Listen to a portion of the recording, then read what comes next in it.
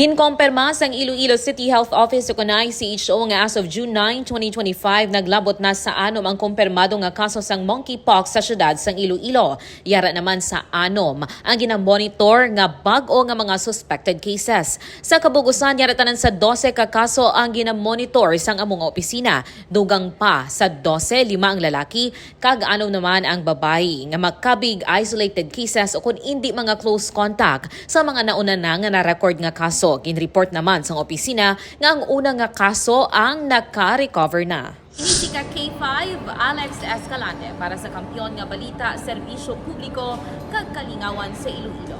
K5 News FM.